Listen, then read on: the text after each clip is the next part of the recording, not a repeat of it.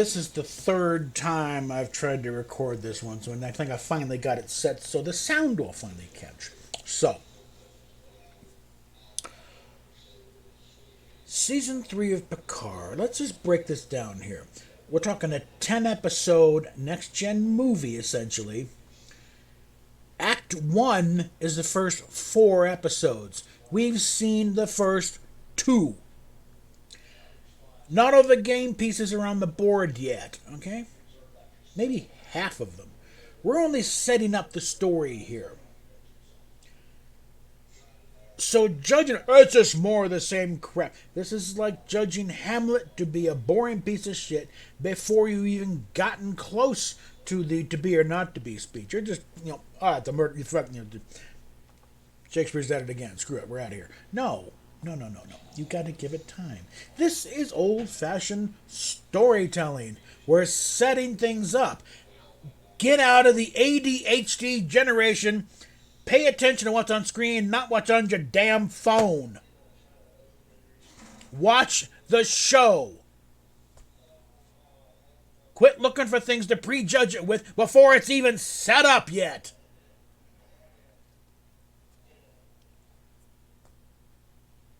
Because so far, things are light. And, it's just references. Yeah, you got. Next Generation alone is coming up on its 40th anniversary. The original series come up on its 60th. There's no way you're going to get into this universe with these characters, with all that shared history, without getting some damn references here and there. For crying out loud, what the hell do you expect? All these actors being there, but don't reference a damn thing of what happened before? And as for if you're down to complain about the lighting, would you prefer JJ's Apple Store thing where everything's so brightly lit with lights literally shining in the actors' eyes they can't see their consoles? And the rest of the ship is pretty well lit. It's only the bridge where you kind of want it dimmed some so you can see their consoles. Yeah, they could stand to, bring things up a bit. And a few key lights here and there on the man actors. But it's not out of line. You kind of get a little submarine thing. And that's the thing about, this is just from that episode. This is from that movie. Yeah, and I can point, that's from Red October. That's from Citizen Kane. That's from the Greek tragedy. There's a reason why they're tropes. Because they work. They're effective storytelling. You're going to get recurring things. Hell, TV Westerns made a point. The producers meet each other in a bar. Hey, have you done your High Noon episode yet? Have you done your Searchers episode? They do it all the damn time, Just not enough to actually have to credit the original guys. Unlike Kurtzman and his band of morons. It's like they'll just blatantly rip shit off and credit? What credit? No, we own that story. No, you don't. You're not fully. I'd be surprised if during the off season we hear a slew of lawsuits for plagiarism coming on these guys, with people with better lawyers than Anas Abdin had. The Writers Guild of America has very strict rules, as far as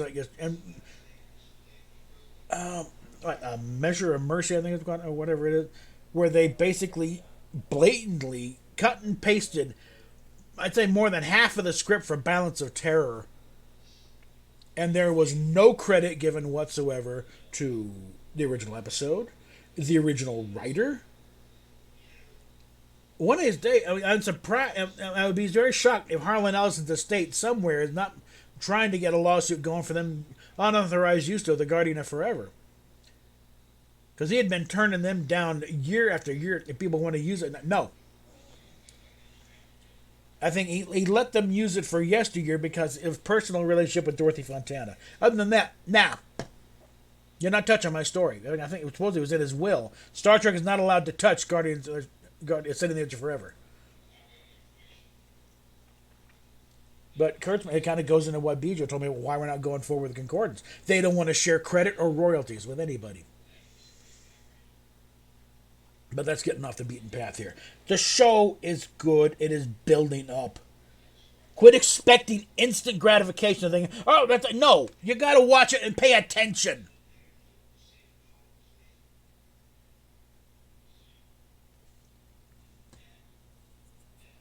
I get it one more. It's just more of the same. No, it's not. And you're not watching enough to make that decision in the first place, okay? We are just about halfway into Act 1 of this, all right? And the little thing, no, be the show, bribed by a screener? For Christ's sakes, how cheap do you think these people are? You get a free DVD and they're like, oh my God, it's the greatest thing ever. Come on. Get real here. Robert Meyer Burnett is still blocked on Twitter by Paramount. Does that sound like he's a shill?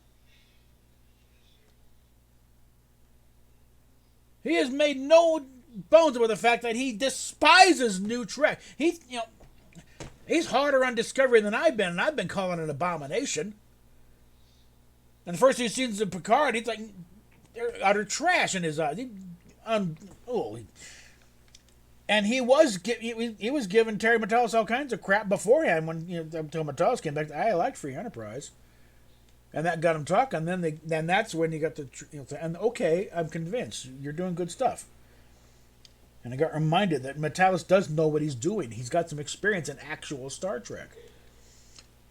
He was Brandon Bragger's assistant on Voyager. He did stuff with Enterprise. He knows these people. He knows this universe. He's a diehard fan from way back. I'm surprised he got hired on staff with this thing, because normally if you're a fan, forget it. Don't even come here. We don't want to hear from you.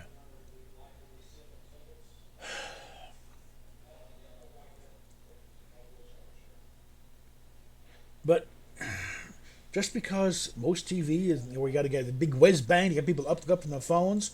Here's an idea. Don't take your phone in the first place. Watch the show.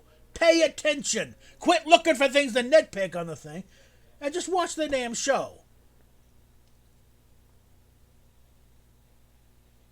I mean, it's member berries that Beverly's got a lot of mementos from past things.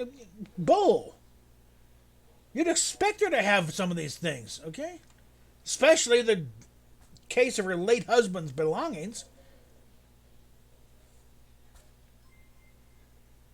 For God's sakes, what do you people expect? This is the kind of crap that's going to say, all right, that's it. These people don't want anything. And that is why it's important for folks to step, hey, this is good. We want more of this. Otherwise, the next show, it will be Kurtzman Section 31, and they will just crap the whole thing. Got a lot of people like to cite this thing from Roddenberry, like from when the interview. Well, I'm sure they'll do better. They're doing better than what Roddenberry did. In private, what did he say? They're going to kill it. They won't know what they're doing, and they'll kill it. And that's what they're doing with Discovery and Picard. They had no freaking clue what they're doing. They think they're putting together episodes. Oh, the fans will love this. No, you're not doing it right. You're killing it.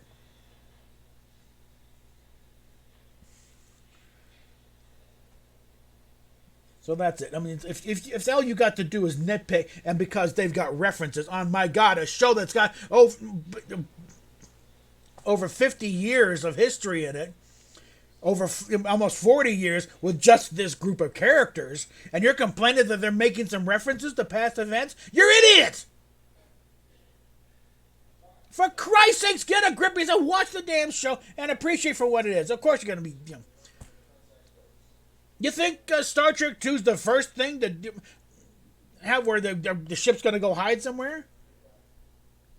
May I remind you in Insurrection when Riker is talking about we're going to use the Briar Patch the same way Brer Rabbit did? That's a reference to something besides Star Trek. Unfortunately, they've kind of banned Song of the South, so nobody knows who the hell Brer Rabbit is anymore, or what the Briar Patch is.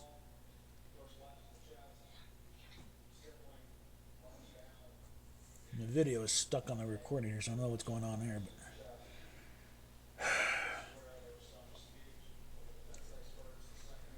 But basically, quit looking for things to tear it apart. We're barely into this thing.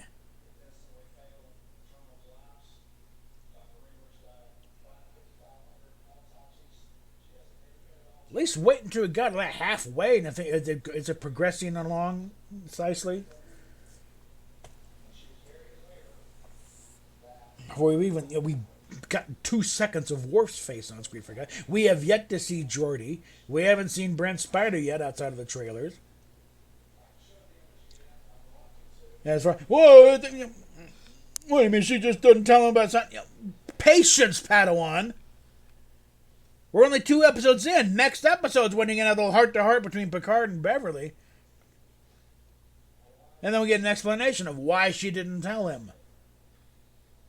For God's sake, you want to all, dumped on you in a 2-second flash? Come on. Anyway. Episode 3 tomorrow. We'll get more answers, more questions answered. And we'll talk at you later.